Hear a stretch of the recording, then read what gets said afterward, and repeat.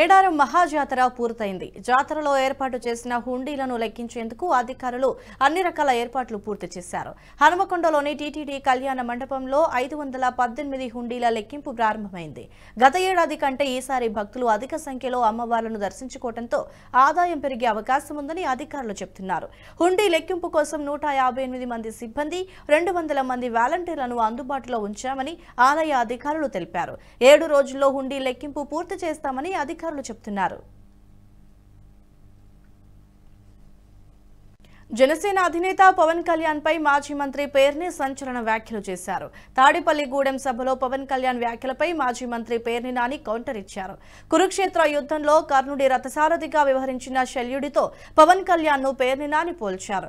పవన్ తనను వామనుడితో పోల్చుకుంటున్నాడని, కానీ ఆయనను ఎవరితోనైనా పోల్చాలంటే పురాణాల్లో శల్యుడి పాత్ర ఒక్కటే సరిపోతుందన్నారు.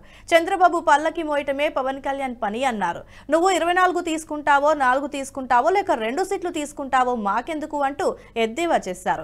జగన్ వద్ద బేరాలు ఉండవన్నారు. పవన్ కళ్యాణ్ కు చేతనైంది చేసుకోవచ్చు అన్నారు. ఇవాళ చంద్రబాబు నాయుడు నువ్వు పాతాళానికి తొక్కితే రాబోయే రోజుల్లో ఈ రాష్ట్రంలో పేదరికం పోతుంది, పేద మధ్యతరగతి వర్గాలకి మేలు జరుగుతుంది. నువ్వు దానం పొంది 24 సీట్లు దానం పొందినటువంటి చంద్రబాబు నాయుడిని పాతాళానికి తొక్కేయి. దానం పొందావు, వామనుడి కథలాగా చంద్రబాబు నాయుడిని పాతాళానికి తొక్కేయి.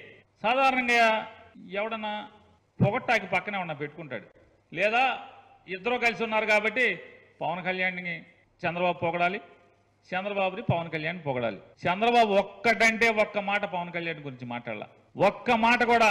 పవన్ కళ్యాణ్ ఈరుడు సూర్యుడు, నేను జైల్లోకి వెళ్తే నా పార్టీని బతికిచ్చాడు, నా చచ్చిపోయిన పార్టీని మొత్తం కకాయకమైనటువంటి మొత్తం నేను తినేసిన డబ్బులకి దొరికిపోయి జైల్లోకి వెళ్తే, రాజమండ్రి జైల్లోకి వెళ్తే అసలు మా కొడుకే ఉంటే ఢిల్లీ పారిపోయాడు, మా కార్యకర్తలు ఎవరింటో కాడ వెళ్ళిపోయారు.